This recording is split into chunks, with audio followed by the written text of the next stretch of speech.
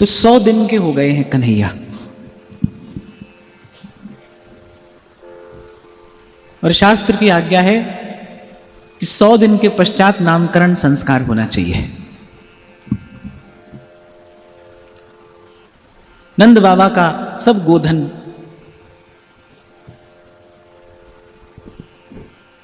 चराने के लिए गोप ग्वाल ले गए हैं। नंद बाबा गोष्ठ में एक अत्यंत एकांत रमणीक स्थान पर अपने इष्ट देव श्री शालिग्राम भगवान के सन्मुख बैठे हैं।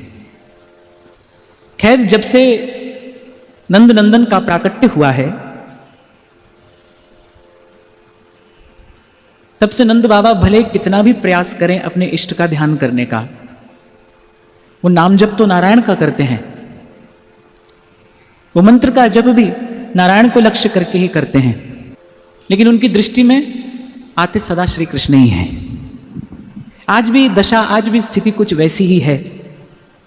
नंद बाबा भरसक प्रयास कर रहे हैं, जप भी रहे हैं मुख से, श्रीमन नारायण नारायण श्रीमन नारायण नारायण नारायण, और बार बार अपने मन से कह भी रहे हैं, भजमन नारायण नारायण भजमन नारायण नारायण नारायण। पर मन को तो बाल कृष्ण की उस रूप माधुरी ने हर लिया है। अनेक प्रयास करते हैं वो अपने इष्ट का ध्यान करने का, लेकिन ध्यान में श्री कृष्ण ही आते हैं। कभी कभी नंद बाबा को खेद होता है कि क्या ये मेरा पुत्र मोह नहीं है कि जब से मैंने अपने पुत्र का दर्शन किया है तब से अब मैं अपने इष्ट का भी ध्यान नहीं कर पाता। पर भोले भाले नंद बाबा नहीं जानते, वो नहीं जानते कि इन वेदों शास्त्रों में जितने मंत्र हैं, जितनी विधियां हैं, जितनी युक्तियां हैं, उनका अंतिम तात्पर्य उनका पुत्र है, कृष्ण है, कृष्ण है, कृष्ण है। अंतिम तात्पर्य श्री कृष्ण है। कृष्णात् परम किमपि तत्त्वमहं न जाने। पर आज 100 दिन के हो गए हैं कन्हैया। नंद बाबा मन में विचार कर रहे हैं कि रोहिणी नंदन तो उनसे भी 2 दिन बड़े हैं, तो 100 दिवस पूर्ण होते ही नामकरण संस्कार होना चाहिए। नंद बाबा ने श्री वसुदेव जी के पास संदेश भी भिजवाया और वसुदेव जी ने कहा कि जैसे ही उचित होगा वैसे व्यवस्था कर दी जाएगी। नंद बाबा अपने मन ही मन में अपने इष्ट से प्रार्थना करते हैं कि समय आ गया है, यदि समय पर संस्कार हो तो ही अच्छा है। नंद बाबा के मन का ये भाव, नंद बाबा के मन के ये विचार कब पूर्ण हो जाते हैं नंद बाबा को खबर नहीं पड़ती, और एकाएक कोई गोप बालक उनके कान में आकर कुछ कहता है। किसी गोप बालक ने नंद बाबा के कान में आकर धीमे से स्वर से कुछ कहा, और जैसे किसी को विद्युत का झटका लगे ऐसे नंद बाबा अपने अपने आसन से उठ खड़े होते हैं और अपनी पाग और अपना उत्तरीय वस्त्र संभालते हुए गोष्ठ के द्वार पर जाकर क्या देखते हैं कि यदुकुल के आचार्य, महामहिम तपोधन ज्योतिष शास्त्र के प्रणेता, परम तपस्वी श्री गर्गाचार्य महर्षि द्वार पर खड़े हैं। आज के दिवस पे जाऊं बलिहारा, मेरे घर आया राजा राम जी का प्यार। हमारे व्यास जी कहते हैं, जो सुख होत संत घर आए, जो सुख होत संत घर आए, सो सुख होत नहीं सुपने हूँ, कोटिक तीरथ नहाए, कोटिक तीरथ नहाए। महद्विचलनम नृणां गृहिणां दीनचेतसां, निःश्रेयसाय भगवन् कल्पते नान्यथा क्वचित्। नंद बाबा अंजलि पर मस्तक रखकर विनय और भक्ति के साथ तपोधन के श्री चरणों में साष्टांग दंडवत प्रणाम निवेदन करते हुए कहते हैं कि घर संसार बंधु बांधव संपत्ति धन, बस इन्हीं को बनाने में, इन्हीं को बचाने में हम जैसे ग्रस्त दिन रात इस अहमता और ममता की चक्की में पिसते हैं। हम जैसे जीवों की दशा का विचार करके ही आप जैसे संत महापुरुषों का गमन आगमन होता है। परमारथ के कारणे लियो संत अवतार, लियो संत अवतार जगत में इत उत डोले। साधु का इस संसार में आना भी लोक मंगल के लिए है, और उसका यहां से वहां और वहां से यहां आना जाना भी लोक मंगल के लिए है। आनंद बाबा श्री गर्गाचार्य जी से ये बात कहते हैं कि प्रभु, हम जैसे व्याकुल चित्त जीवों का, जो घर और गृहस्थ के बंधनों में बंधे अहमता और ममता की चक्की में दिन रात पिस रहे हैं, हम जैसे जीवों का उद्धार करने के लिए भगवत कृपा से, भगवती कृपा से प्रेरित होकर आप जैसे महापुरुषों का आना होता है, आप जैसे महापुरुषों का दर्शन होता है। इसलिए रैदास जी महाराज कहते भाई, जीवन में उत्सव का दिन यही है।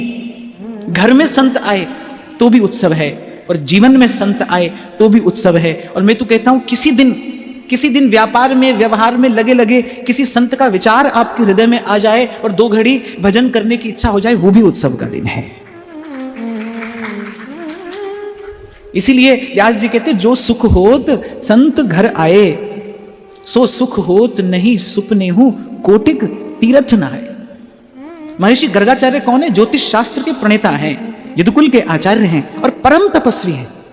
परम तपस्वी हैं। साधुनाम दर्शनम पुण्यम, जिनका दर्शन मात्र जीव का मंगल कर दे, ऐसे ऐसे तपोधन महर्षि गर्गाचार्य हैं। और सहसा अचानक नंद बाबा के मन में तो ये बात चली रही थी, और जन्मना ब्राह्मणों गुरु, ब्राह्मण जन्म से सबका गुरु है। गर्गाचार्य महामुनि आ गए हैं, और नंद बाबा मन ही मन में विचार कर रहे हैं कि यदुकुल के ये आचार्य तो है ही, रोहिणी नंदन का नामकरण संस्कार तो इनके द्वारा हो ही जाना चाहिए, पर यदि मैं प्रार्थना करूंगा तो क्या ये मेरे पुत्र का नामकरण संस्कार भी नहीं कर देंगे? मुझे प्रार्थना तो अवश्य करनी चाहिए। पर नंद बाबा ने मन में विचार किया, भाई ये तो राजकुल के आचार्य हैं, ये तो यदुकुल के आचार्य हैं, मैं कैसे इनके चरणों में अपनी प्रार्थना रख दूं? नंद बाबा के मन में अनेक अनेक प्रश्न, अनेक अनेक उत्तर चल रहे हैं। नंद बाबा अपने ही प्रश्नों का स्वयं उत्तर देते हैं कि भाई ब्राह्मण तो जन्म से गुरु होता है, सबका गुरु होता है, तो क्यों ना मैं महर्षि गर्गाचार्य से एक बार अपने मन की बात कह तो दूं।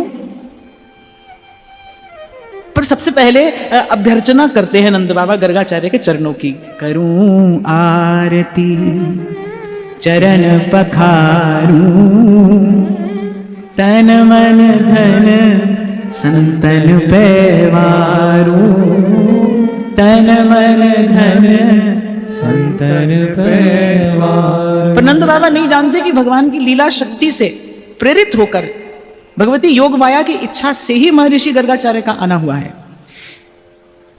नामकरण संस्कार, इस लीला के विषय में श्रीमद् वल्लभाचार्य महाप्रभु एक बड़ी अद्भुत बात कहते हैं। सुबोधिनी जी में श्री महाप्रभु जी का कहना है कि गुरुपदेशम विना नंदस्य भगवत प्राप्तिर व्यर्था माभूत इति। वल्लभाचार्य महाप्रभु कहते हैं कि भले भगवान गोद में खेलते हों, पर जब तक गुरु के मुख से भगवान का नाम न सुना जाए, तब तक जीव का कल्याण नहीं होता। श्रीमद् वल्लभाचार्य महाप्रभु ये बात करें, क्यों आए हैं गर्गाचार्य जी? केवल नामकरण के लिए नहीं आए हैं, केवल श्री ठाकुर जी को नाम देने के लिए गर्गाचार्य का आना नहीं हुआ है। केवल नामकरण उद्देश्य नहीं है। गुरु उपदेशम बिना, गुरु के उपदेश के बिना नंदस्य भगवत प्राप्ति व्यर्था, नंद की भगवत प्राप्ति व्यर्थ ना हो जाए, ऐसा वल्लभाचार्य महाप्रभु कह रहे हैं। महाराज जब मैंने पहली बार ये पंक्ति पढ़ी तो मुझे बड़ा आश्चर्य हुआ, और वल्लभाचार्य महाप्रभु की बात है। सुबोधिनी जी में उन्होंने कहा कि भाई गुरु के मुख से नाम सुने बिना कहीं नंद बाबा की भगवत प्राप्ति व्यर्थ ना हो जाए, ये शब्द का प्रयोग करते हैं। इसलिए गर्गाचार्य आए हैं, इसलिए उनका आना हुआ है। आप देखो अर्जुन को ज्ञान कौन दे रहा है? जो स्वयं ज्ञान रूप है, सत्यम ज्ञानम अनंतम ब्रह्म, वो अर्जुन को ज्ञान दे रहे हैं। पर श्री ठाकुर जी ने श्री हनुमान जी को ध्वजा पर बैठने के लिए कहा। ध्वजा माने ऊपर। हनुमान जी कौन है? शंकर स्वयं केसरी नंदन, वो शिव हैं। और शिव कौन है? तुम त्रिभुवन गुरु वेद बखाना, आन जीव पामर का जाना। शिव गुरु हैं, वो गुरु तत्व हैं। तो भगवान ने कहा भाई हम ज्ञान देंगे, पर जब तक गुरु का हाथ सर पर न हो तब तक कोई भी ज्ञान, कोई भी साधन फलीभूत नहीं होता। इसलिए पहले आप इसके शीश पर विराजमान होइए। हनुमान जी को सर पर बैठाया, और यहां गर्गाचार्य जी आए हैं नंद बाबा को श्री ठाकुर जी का नाम सुनाने। इसलिए भाई गुरु के मुख से प्रभु का नाम सुनने की महिमा है। नाम तो भगवान का सबके लिए है, सदा है। और संत कहते हैं कि उजागर मंत्र है भगवान का नाम, तारक मंत्र है, उजागर मंत्र है, पर गुरु के मुख से सुनना पड़ता है। गुरु के मुख से श्रवण किया जाता है, यही भागवती विद्या है। तो गर्गाचार्य तो आए ही इसलिए थे। नंद बाबा ने बड़े संकोच से महामुनि के चरणों में अपनी बात रखी कि समय आ गया है, आप यदुकुल के आचार्य हैं, रोहिणी नंदन का नामकरण संस्कार तो हो, पर यदि इस दास के पुत्र पर भी आपकी कृपा हो जाए। बड़े स्नेह से, बड़े भाव से, बड़ी विनम्रता से करबद्ध प्रणाम निवेदन करते हुए नंद बाबा श्री गर्गाचार्य महामुनि के चरणों में ये बात रखते हैं। श्रीमद् भागवत में यत्र तत्र इस झांकी का दर्शन होता है कि परात्पर परब्रह्म पूर्ण पुरुषोत्तम जिनकी गोद में खेल रहा है वो नंद बाबा और यशोदा मैया कैसे हैं। वो कोई भी सुख, कोई भी आनंद अकेले नहीं लेते हैं। कन्हैया जब जब कोई लीला करते हैं, यशोदा मैया सबसे पहले क्या करती है, सबसे पहले गोपांगनाओं को आवाज देकर बुलाती है कि आओ देखो कन्हैया की सुमधुर झांकी का तुम भी आनंद लो, तुम भी सुख लो, अकेले नहीं। कहते हैं कि जब पूतना का उद्धार हुआ और शक्तासुर का उद्धार भगवान ने किया, एक एक गोपी के चरणों में मैया रख देती है कन्हैया कि तुम सभी से आशीर्वाद दो। मैं जानती हूं तुम्हारे सबके आशीर्वाद स्वरूप ही ये मुझे प्राप्त हुआ है और तुम्हारे आशीर्वाद से ही इसकी रक्षा भी होगी, सभी से आशीर्वाद दो। श्री डोंगरे जी महाराज जी बात बार बार कहा करते थे, बोले ऐसा निर्मल, ऐसा माखन के समान कोमल हृदय हो तो फिर गोद में भगवान खेलते हैं। ऐसा हृदय हो नंद बाबा सा, यशोदा मैया सा, वो परात्पर परब्रह्म के पिता हैं। भगवान कहते हैं कि भाई वात्सल्य के साम्राज्य सिंहासन पर बिठाकर मैया की मैं अनंत काल तक सेवा करूं तो भी मैया के प्रेम का ऋण नहीं चुका सकता। मैया ने जो मुझे प्रेम दिया है, जो बाबा ने मुझे दुलराया है, मैं मैया और बाबा के प्रेम का स्नेह का ऋण नहीं चुका सकता। पर वो नंद बाबा और यशोदा मैया कैसे हैं, सबके सामने हाथ जोड़े करबद्ध सबसे आशीर्वाद मांगते। संतों के मुख से मैंने सुना है भाई, और अपने जीवन में थोड़ा सा मैंने इसका अनुभव भी किया है। सबसे आशीर्वाद लीजिए। अगर आपको भजन के मार्ग पर चलना है ना, सबसे आशीर्वाद लीजिए, सबकी शुभकामना लीजिए, सबकी मंगल कामना लीजिए। इस मार्ग पर आशीर्वाद के बल के अतिरिक्त और किसी बल से नहीं चला जा सकता भाई। गुरुजनों का आशीर्वाद होता है जो चला भी देता है, और गुरुजनों की कृपा होती है जो आपको एक दिन पहुंचा भी देती है। जीव में सामर्थ्य नहीं भाई, सबका आशीर्वाद लीजिए। तो अत्यंत विनम्र होकर नंद बाबा महामुनि के चरणों में प्रार्थना करते हैं, और महामुनि तो प्रतीक्षा ही कर रहे थे इस बात की। पर एक बार महर्षि गर्गाचार्य नंद बाबा से कहते हैं कि नंदराज तुम्हारी बात तो बड़ी सुंदर है, पर सोचो कि यदि कंस के कान में इस बात की भनक लग गई कि मैंने तुम्हारे पुत्र का नामकरण संस्कार किया है और मैं यदुकुल का आचार्य हूं, तो कहीं कंस तुम्हारे पुत्र का अहित करने की चेष्टा न करे। अब जब गर्गाचार्य महामुनि ने यह बात कही तो नंद बाबा को लगा कि महामुनि कहते तो ठीक है, ये बात तो इनकी ठीक है। यदि कंस के कान में खबर पड़ गई कि महर्षि गर्गाचार्य ने मेरे पुत्र का नामकरण संस्कार किया है, तो वो ये समझेगा कि ये मेरा पुत्र नहीं है, ये वस्तुतः वसुदेव जी का ही पुत्र है, ये देवकी का ही अष्टम पुत्र है जो मेरे आंगन में खेल रहा है। क्योंकि कंस जो है वो मेरी और वसुदेव जी की मित्रता के विषय में भी खूब जानता है। अब जब नंद बाबा ने मन में विचार किया तो नंद बाबा को लगा कि महामुनि कहते तो बिल्कुल ठीक है, पर उन्होंने कहा कि देखिए इस गोष्ठ में कोई नहीं है, यहां पर कोई भी नहीं है। ये स्थान सबसे छिपा है, सर्वथा अलक्षित है। यहां निपट एकांत है। आप केवल स्वस्ति वाचन करके, आप केवल मंगलाचरण करके रोहिणी नंदन का और मेरे पुत्र का नामकरण संस्कार कर दीजिए। आपकी कृपा दृष्टि मात्र से सब अमंगल नष्ट हो जाते हैं। आप यदि अपने मुख से एक बार स्वस्ति वाचन कर देंगे और ये संस्कार पूर्ण कर देंगे तो हम सदा सदा के लिए कृतार्थ हो जाएंगे। महामुनि ने सहर्ष स्वीकृति दे दी।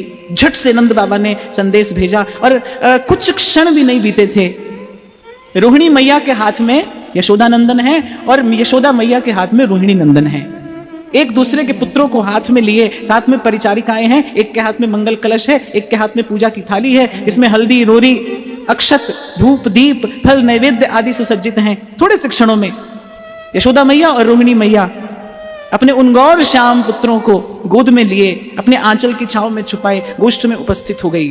और कहते हैं जैसे ही गोष्ठ में मैया का प्रवेश हुआ, जैसे ही महामुनि गर्गाचार्य ने दूर से कृष्ण बलराम की झलक पाई, जैसे किसी विद्युत लहरी ने उनके तन मन प्राणों को झंझोड़ कर रख दिया हो। एकदम अपने आसन से उठकर महामुनि खड़े हो गए। अब हृदय क्या कर रहा है? हृदय तो कह रहा है कि दौड़ कर जाऊं और यशोदा के हाथ से लेकर यशोदा नंदन को अपने हृदय से लगा लूं। और वहां जब अपने स्वरूप का उनको ध्यान होता है तो कहते हैं कि यदि ऐसी चेष्टा करूंगा तो ये लोग मुझे उन्मत्त समझेंगे, कि इस बूढ़े तपस्वी को आज क्या हुआ है, क्यों ये दौड़कर गया है, क्यों यशोदा नंदन के चरणों से लिपटा जा रहा है, और यदि नहीं जाता हूं तो मेरे हृदय की जो ये उत्कंठा है ये कहीं मेरे प्राण ना ले ले। कहते जैसे ही मैया और रोहिणी मैया आई तो गर्गाचार्य महामुनि ने साहस बटोरकर इतना तो कहा कि मैं वृद्ध हो गया हूं, मेरी दृष्टि थोड़ी कम हो गई है, सो थोड़ा मेरे निकट आकर बैठ जाओ। जो भूत भविष्य वर्तमान जानने वाले हैं, जो ज्योतिष शास्त्र के प्रणेता हैं, रचयिता हैं, महादेव के परम कृपा पात्र हैं, परम तपस्वी हैं, वो मैया से कहते हैं कि यशोदा मैं वृद्ध हो गया हूं, दृष्टि थोड़ी कम हो गई है, थोड़ा मेरे निकट आकर बैठ जाओ। हृदय के रोम रोम में कोई ऐसा स्पंदन है, आज महामुनि गर्गाचार्य से अपने हृदय का वो जो उल्लास है वो संभल नहीं रहा कि कब बाल कृष्ण की उस एक झांकी का मैं रसपान कर लूं। पर कैसे कहूं, यदि एकदम से कहता हूं तो ये लोग मेरे मन की चंचलता जान जाने अपने मन में कुछ अश्रद्धा न कर बैठे। अनेक बातें महामुनि के मन में चल रही हैं, और वहां जो हृदय का धीरज है, वो जो धीरज का बांध है, वो बस टूटता ही जा रहा है। और कहते हैं जैसे ही मैया निकट आकर बैठी, महामुनि गर्गाचार्य क्या कहते हैं, जन्माद्य साधु सफलम सफले च नेत्रे विद्या तपः कुलमहो सफलम समस्तम। कहते आज मेरा साधु होना सफल हो गया। जन्माद्य साधु सफलम सफले च नेत्रे, मेरे नेत्र सफल हो गए, मेरी विद्या सफल हो गई, मेरा कुल सफल हो गया, मेरा जप तप साधन जो मैंने आज तक किया आज सब सफल हो गया। आज मेरे पुण्य पूर्ण हो गए, जो मैं अपने नेत्रों से नंद नंदन की इस झांकी का दर्शन कर रहा हूं। आचार्यता भगवती हि यदोः कुलस्य मामद्य हंत नितराम करोत् कृतार्थम। ये जो यदुकुल की पुरोहिती की है मैंने, यद्यपि पुरोहिती करना कोई बहुत आदरणीय बात नहीं है, पर ब्रह्मा जी ने मुझे संकेत किया था कि यदुकुल का पुरोहित बनने से आपको जीवन का परम प्रसाद प्राप्त होगा। इस कुल में भगवान अवतरित होंगे, आपको भगवान का दर्शन होगा, आपको भगवान की सेवा करने का सौभाग्य सुयोग प्राप्त होगा। इसीलिए हे महर्षि ये कार्य आप स्वीकार करिए। और आज महर्षि कह रहे हैं कि यदुकुल की आचार्यता ने आज मेरा जन्म जीवन सफल कर दिया। कुछ और तो नहीं कह पाए महामुनि, दूर से खड़े अपने हृदय के सब भावों को समेटते हुए, सहेजते हुए, क्योंकि अभी नामकरण संस्कार संपन्न कराना है, और तो कुछ नहीं कह पाए, लेकिन महामुनि का रोम रोम अवश्य कह रहा है, मैं बलिहार प्यारे जू, बलिहार प्यारे जू। देखो सुंदर की व्याख्या क्या है, मुझे ऐसे लगता है सुंदर वो है जिसको देखकर मन सुंदर हो जाए, वो सुंदर है। हाड़ चाम का सौंदर्य देखकर तो मन मैला होता है। सुंदर कौन है? सुंदर तो वो है जिसको देखकर मन सुंदर हो जाए, जिसको देखकर भाव सुंदर हो जाए। और ऐसी सुंदरता अगर आप खोजने निकलेंगे तो ऐसी सुंदरता तो केवल प्रभु की है, ऐसा रूप तो केवल प्रभु का है। सोना मेरा सब तो सोना, मैं सोने दा चाकर, सोना मेरा सब तो सोना, मैं सोने दा चाकर, सोना मैनू सोना करसी, सोना मेरा ठाकर, सोना मेरा सोना करसी, सोना मेरा ठाकर। तो नंद बाबा की प्रार्थना थी कि कुरु द्विजाति संस्कारम स्वस्ति वाचन पूर्वकम, केवल स्वस्ति वाचन पूर्वक इनका द्विजाति संस्कार, इनका नामकरण संस्कार संपन्न करा दीजिए। और बहुत ही संक्षेप में महामुनि ने स्वस्ति वाचन करते हुए, और आज का दिन इस लोक के लिए अत्यंत मंगलकारी है, क्योंकि उस भादो मास की अष्टमी के दिन श्री कृष्ण का प्राकट्य हुआ था, और आज श्री कृष्ण के नाम का प्राकट्य होने जा रहा है। आज नाम के प्राकट्य का दिन है, और राम से बड़ा राम का नाम, आज नाम के प्राकट्य का दिन है। तो महामुनि ने स्वस्ति वाचन आरंभ किया, हृदय के सब भावों को समेटते हुए महामुनि अपनी सेवा संपन्न करा रहे हैं। अच्छा, सेवक को कभी कभी रसातिरेक की स्थिति में भी सावधान रहना पड़ता है, इसलिए सबते सेवक धर्म कठोरा। भले हृदय में बहुत भाव उमड़ रहा है, और उस भावातिरेक के कारण हमें अपने दे गए की सुध भी नहीं है, पर यदि आप सेवा में हैं तो आपको सावधान रहना पड़ेगा। तो महामुनि सावधान करते हैं स्वयं को, ये सेवा का समय है, मैं अपने इष्ट की सेवा में उपस्थित हुआ हूं।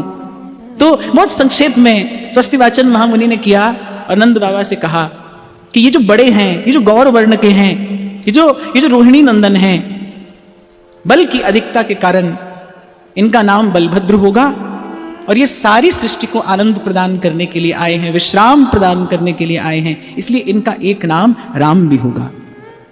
तो पहले रोहिणी नंदन का नामकरण संस्कार महामुनि संपन्न कराते हैं और फिर उसके बाद जब दृष्टि जाती है कन्हैया की ओर। अच्छा, बलराम जी कैसे हैं? शांत स्थिर।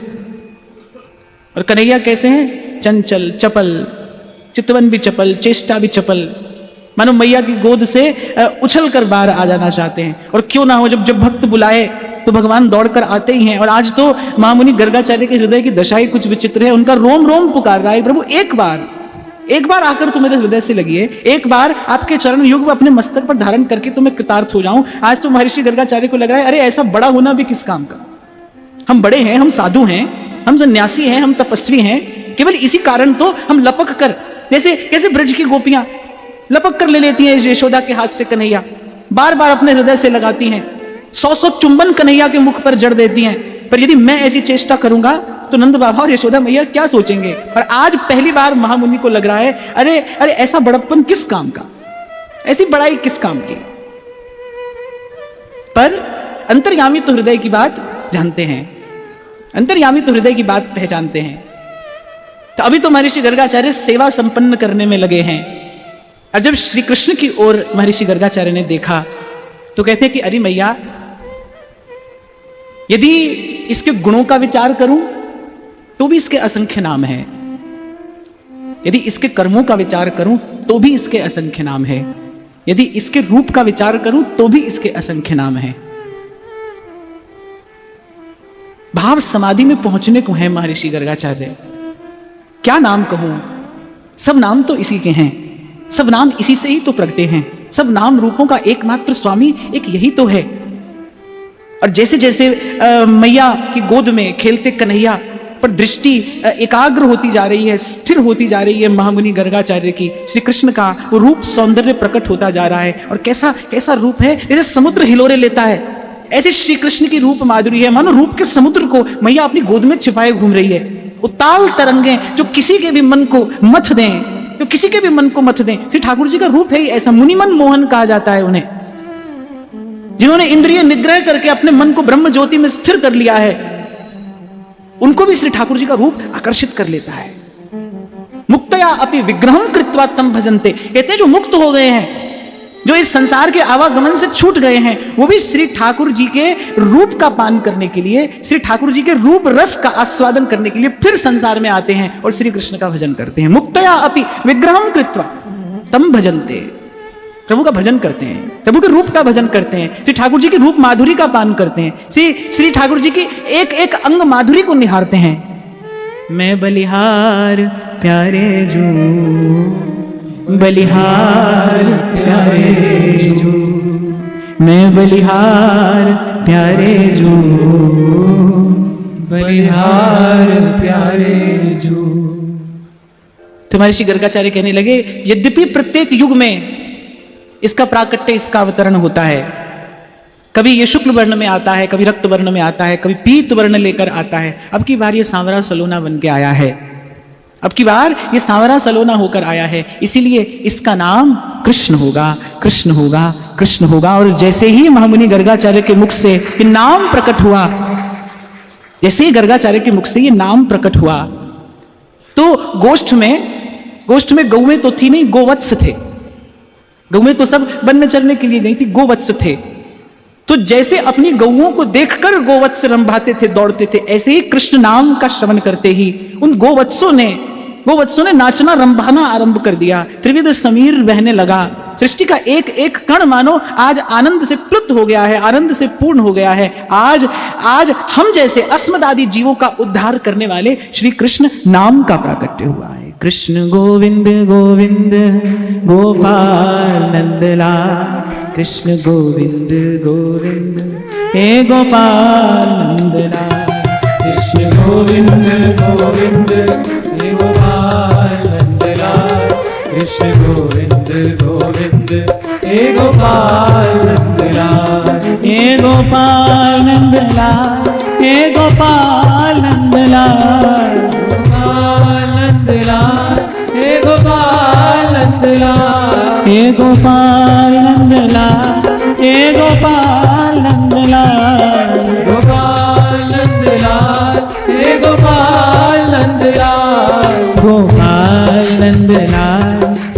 गोपाल नंदलाल, गोपाल नंदलाल, हे गोपाल नंदलाल। कृष्ण गोविंद गोविंद गोपाल नंदलाल, कृष्ण गोविंद गोविंद हे गोपाल नंदलाल।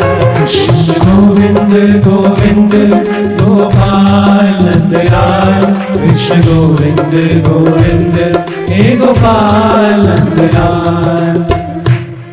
और क्यों न हो, क्योंकि वह मोद न मुक्ति के मंदिर में जो मोद भरा ब्रजधाम में है, और इतनी छवि राशि अनंत कहां, जितनी छवि सुंदर श्याम में है। शशि में न सरोज सुधा रस में, न ललाम लता अभिराम में है, और इतना सुख और किसी में नहीं जितना सुख कृष्ण के नाम में है। इतना सुख और किसी में नहीं। नामकरण संस्कार तो संपन्न हुआ। नंद बाबा के मन में एक इच्छा और है, जो महामुनि ने, जो उन त्रिकालज्ञ महापुरुष ने जान ली। क्योंकि महर्षि गर्गाचार्य ज्योतिष शास्त्र के प्रणेता हैं, तो नंद बाबा के मन में इच्छा हुई कि भाई थोड़ा हमारे पुत्र की जन्म कुंडली भी बताते जाएं। नंद बाबा के मन में इच्छा थी, पिता है, उनके मन में इच्छा है कि भाई कैसा इसका भविष्य होगा। महर्षि गर्गाचार्य मुस्कुराने लगे। अब महर्षि गर्गाचार्य मन में विचार करते हैं, ऐसा क्या है जो तुम्हारे पुत्र के जीवन में नहीं होगा। मैं क्या क्या कहूं, मैं क्या क्या बताऊं। इस सृष्टि में जो आज तक हुआ है वो भी तुम्हारा पुत्र करेगा, और इस सृष्टि में जो आज तक नहीं हुआ है वो भी तुम्हारा पुत्र करेगा। क्यों? क्योंकि ये कर्तुम अकर्तुम अन्यथा कर्तुम है। जो किया जा सकता है ये वो भी करेगा, और जो नहीं किया जा सकता है ये वो भी करेगा। जो कोई समर्थ कर सकता है ये वो भी करेगा, और जिसे करने में किसी की सामर्थ्य नहीं है ये वो भी करेगा। मैं क्या क्या कहूं, मैं क्या क्या बताऊं। तो संक्षेप में इतना ही नंद बाबा से कहा कि रूप और गुण में तुम्हारा ये पुत्र नारायण के तुल्य होगा। नंद बाबा के इष्ट हैं श्रीमन नारायण, ये रूप और गुण में तुम्हारे इष्ट के तुल्य होगा। यद्यपि नारायण की किसी से तुलना नहीं है, नारायण की किसी से कोई उपमा नहीं है। नारायण निरुपम है, वो अतुल हैं, वो अनंत हैं। पर नंद बाबा तुम्हारे सौभाग्य का वर्णन मैं क्या करूं। बस केवल तुम्हें आज इतना ही कहे जाता हूं कि तुम्हारा पुत्र रूप और गुण में स्वयं श्रीमन नारायण के समान होगा। अनंत अनंत काल तक इसकी कीर्ति दसों दिशाओं में नर्तन करेगी। जो इसका गुण गाएगा वो परम सुख और परम विश्राम प्राप्त करेगा। नंद बाबा के तो हर्ष और आनंद का आज मानो ठिकाना नहीं है। हीरे माणिक मोती अन्न धन सब कुछ आज महामुनि के चरणों में नंद बाबा समर्पित करते। ये नंद बाबा का कर्तव्य है। महामुनि ने नामकरण संस्कार संपन्न कराया है। नंद बाबा गृहस्थ हैं, नंद बाबा का कर्तव्य है। सब महामुनि के चरणों में निवेदन किया, और महामुनि मन ही मन प्रभु से एक बात कहे, प्रभु एक बार यदि आप मेरी गोद में आ जाते तो मुझे मेरी सेवा का परम सुफल प्राप्त हो जाता। अब महर्षि कहते, मन में विचार करते, प्रभु मैं तो नहीं कह सकता। और जब उस धन संपत्ति, उस अपार संपदा की ओर महामुनि गर्गाचार्य देखते हैं तो निराश से हो जाते हैं। कहां प्रभु आपकी ये प्यारी सी, ये मंद सी मुस्कान, कहां आपका ये रूप, कहां आपके ये नन्हे नन्हे शीतल शंतम चरण कमल, और कहां मेरे हृदय में इन चरणों को स्पर्श करने का लोभ, और कहां ये जड़ संपदा, कहां ये संपत्ति। महामुनि को निराश कैसे कर देते ठाकुर जी। एक गोपांगना ने यशोदा मैया के कान में कुछ कहा कि अरे यशोदा, तेरे पुत्र पर बार बार विपदा आती है, इस पर बार बार संकट आता है। एक बार महामुनि की गोद में इन्हें दे, वो इसके मस्तक पर अपना हाथ रखेंगे और तेरा पुत्र यशस्वी होगा, उसका मंगल हो जाएगा, उसका कल्याण हो जाएगा। और भोली भाली यशोदा मैया सकुचाते हुए नंद बाबा से कहती है, और नंद बाबा मैया के हाथ से कन्हैया को लेकर और एकाएक महामुनि के हाथ में दे देते हैं। बस वो जो भाव संवरण किया था महामुनि ने अब तक, अब उस धैर्य का बांध टूट जाता है। हाथ में प्रभु हैं, और प्रेम देव को भेंट की जाने वाली सबसे सुंदर वस्तु क्या है? प्रेम के दो अश्रु। महामुनि गर्गाचार्य के नेत्रों से वो दो अश्रु बिंदु टपकते हैं।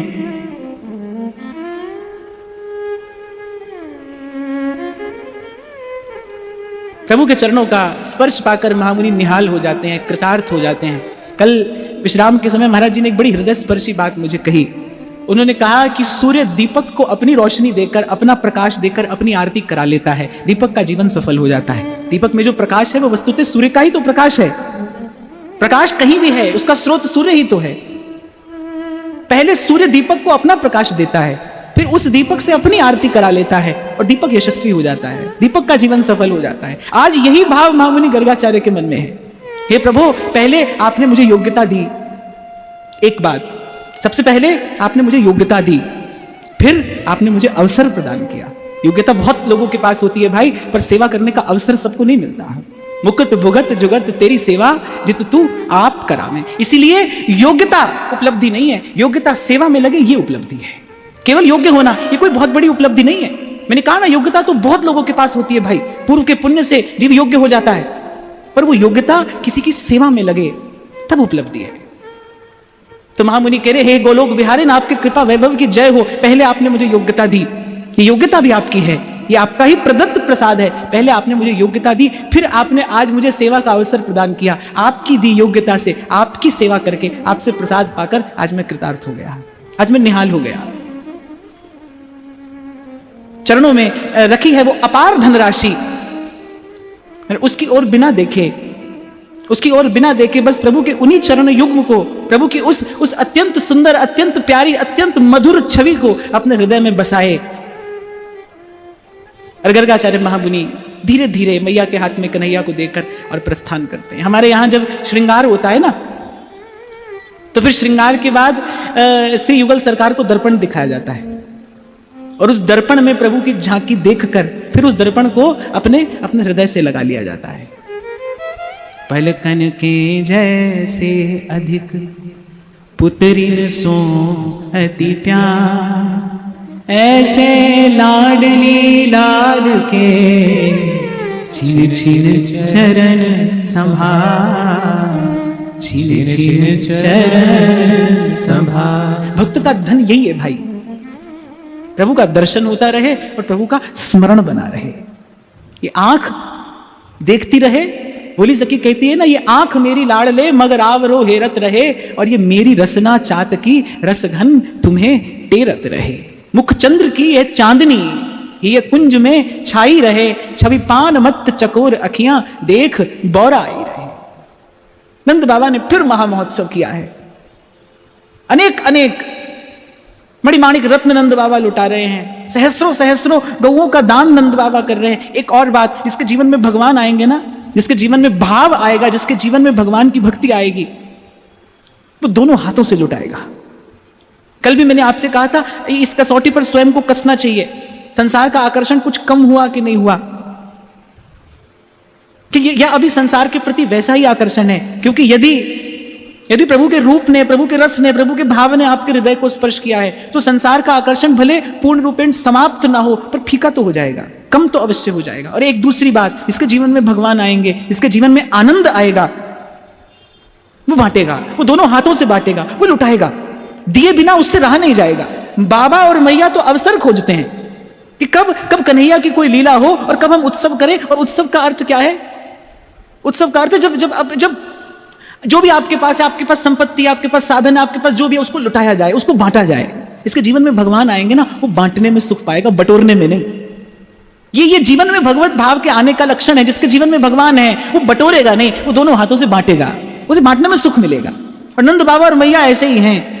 आज फिर नंद बाबा और मैया ने उत्सव किया है, दोनों हाथों से मैया बाबा लुटा रहे हैं। और सृष्टि का कण कण तो आज आनंदित है ही, क्योंकि सृष्टि को आज कृष्ण नाम मिला है। कृष्ण कृष्ण कृष्ण है, कृष्ण कृष्ण कृष्ण है, कृष्ण है कृष्ण है, कृष्ण है कृष्ण है, कृष्ण कृष्ण कृष्ण है, कृष्ण कृष्ण कृष्ण है, कृष्ण है कृष्ण है, कृष्ण है कृष्ण है।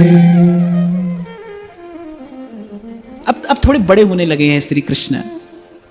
और एक दिन तो बड़ी अद्भुत झांकी देवर्षि नारद नभ मंडल में खड़े खड़े देख रहे हैं कि मैया उंगली पकड़कर कन्हैया को चलना सिखा रही है, और वो जो कक्ष की देहरी है जो लगभग 1 हाथ ऊंची है, अनेक अनेक प्रयास करने पर भी कन्हैया उसको लांघ नहीं पा रहे हैं। और देवर्षि नारद कहते हैं, छितिनापि त्रिपाद करुणामय बलि छल दियो पता। देवर्षि नारद को याद आ रहा है वो वामन अवतार, जब 2 पग में आपने त्रिलोकी नाप ली थी, तीसरा पग रखने को स्थान नहीं मिला था। छितिनापि त्रिपाद करुणामय बलि छल दियो पता, देहरी उलंघ सकत नहीं सो प्रभु, देहरी उलंघ सकत नहीं सो प्रभु, खेलत नंद दुआर मैं बलिहार प्यारे जो, बलिहार प्यारे जो। अनेक अनेक बार प्रयास करते हैं देहरी को लांघने का, लेकिन देहरी लांघ नहीं पा रहे और अपने असमर्थ पुत्र को देखकर मैया हंस देती है। अच्छा देखो मैया का हृदय कैसा है कि मैया के हृदय में वात्सल्य के अतिरिक्त और कुछ नहीं है। वहां नवमंडल में खड़े नारद सनकादिक ब्रह्मादिक तो अनेक अनेक विचार करते हैं कि देखो प्रभु की लीला, देखो प्रभु की लीला। देवर्षि नारद ने तो यहां तक कह दिया, सूरदास जी लिखते हैं, देवर्षि नारद कहते हैं जो आज से पहले मुक्त हो गए ना वो बड़े अभागे हैं। बोले श्री कृष्ण का दर्शन करने से पहले, श्री कृष्ण की रूप माधुरी का पान करने से पहले जो किसी ब्रह्म ज्योति में लीन हो गए ना वो बड़े अभागे थे। वो इस रूप रस से वंचित रह गए, वो इस सुख राशि से वंचित रह गए, वो इस आनंदोपभोग से वंचित रह गए। क्या कहना है इस सुख का, क्या कहना है इस आनंद का। प्रभु एक समय आप त्रिविक्रम हो गए थे, 2 पग में आपने त्रिलोकी नाप ली थी, छल से बलि को पाताल भेज दिया और देहरी उलंघ सकत नहीं। आज ये एक हाथ की देहरी आपसे लांघी नहीं जा रही। अब तो मैया ने श्रृंगार करना आरंभ किया है कन्हैया का। पूरा आनंद प्रासाद, पूरा आनंद प्रांगण निनादित हो जाता है, क्योंकि कन्हैया कैसे अतिशय चंचल, अतिशय चंचल, मैया के लिए थामना बड़ा कठिन है।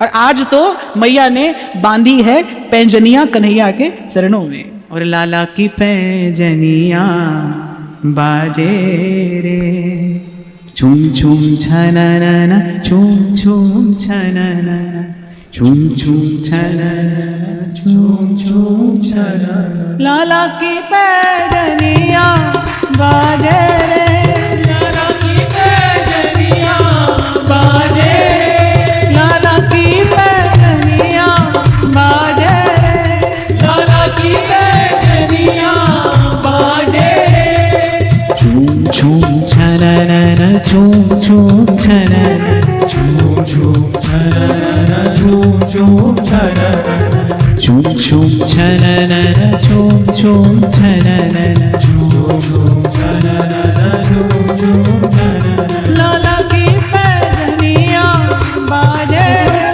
लाला की पैंजनिया बाजे रे, लाला की पैंजनिया बाजे रे। लाला की पैंजनिया बाजे रे। ये जो श्री कृष्ण के सुमधुर चारों चरणों में बजते नूपुर हैं, अनेक अनेक योगी यति मुनि अनंत जन्म व्यापी कठिन साधन करते हैं किसी अनहद नाद को श्रवण करने का। और यहां देखिए ब्रजवासियों का सौभाग्य देखिए, इन ब्रज की गोपियों के सौभाग्य का वर्णन कौन कर सकता है। केवल सुनती नहीं है, देखती हैं, निहारती हैं, दुलराती हैं, लड़ाती हैं। सोई तो महामुनि गर्गाचार्य ने विचार किया कि क्या क्या सौभाग्य है इन गोपांगनाओं का। झट से जाती हैं, हृदय से चिपटा लेती हैं नंदनंदन को, और बिना कुछ विचारे ये परात्पर परब्रह्म है, ये जगन नियंता है, ये जगन्नाथ है, ऐसा कोई भाव उनके हृदय को छू भी नहीं गया। वो बिना कुछ विचारे, वो जिस भी अवस्था में है, कभी हाथ पे रज लगी है और कभी हाथ पे गोबर लगा है, वो उसी अवस्था में इसे उठाकर हृदय से लगाती हैं और अनेक अनेक चुंबन इस कपोलों पर जड़ देती हैं, अपने प्रेम की वर्षा कर देती हैं इस पर नित्य प्रति। यानी कितनी गोपांगनाओं के प्रेम रस से, स्नेह धारा से श्री कृष्ण का अभिषेक होता है। ये इस प्रेमावतार का रस वैभव है, ये इस प्रेमावतार का अनंत वैभव है। कितनी गोपांगनाओं के हृदय का वो जो स्नेह है, वो जो स्नेह की धारा है, उससे श्री ठाकुर जी का नित्य अभिषेक होता है।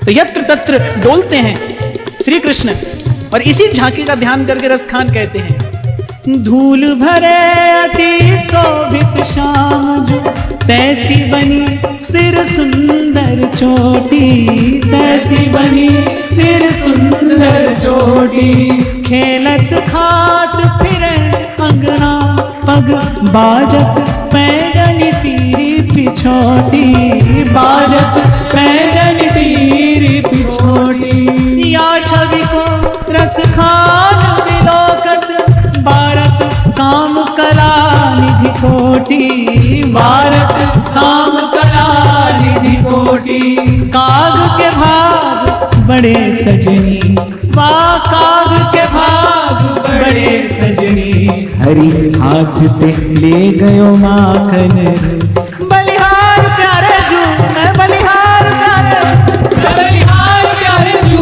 बलिहार प्यारे जू मैं बलिहार प्यारे जू मैं बलिहार प्यारे मैं बलिहार प्यारे जू बलिहार प्यारे जू मैं बलिहार प्यारे जू बलिहार प्यारे जू मैं बलिहार प्यारे जू बलिहार प्यारे जू। अरे देखो जन्म जन्म के साधन के बाद मन ही तो नहीं लगता भगवान में। सबका प्रश्न एक यही तो है भाई, मन नहीं लगता मन नहीं लगता मन नहीं लगता। और श्री कृष्ण का रूप कैसा है कि मन हटता नहीं, कहीं और तो मन लगता नहीं और यहां मन हटता नहीं। अब वो गोपी हो के गोप हो, ग्वाल हो, नंद बाबा हो या मैया हो, मैया सब कार्य करती है, लेकिन सब कार्य करते हुए मैया के हृदय का जो एक तार है वो सतत कन्हैया से जुड़ा है। एक तो कारण ये कि कन्हैया चंचल बहुत है। श्री डोंगरे जी महाराज बार बार कहते थे, बोले लाला को रूप कैसो अतिशय सुंदर, अतिशय सुंदर। मैंने कहा ना सुंदर कोई है तो फिर वो यही है।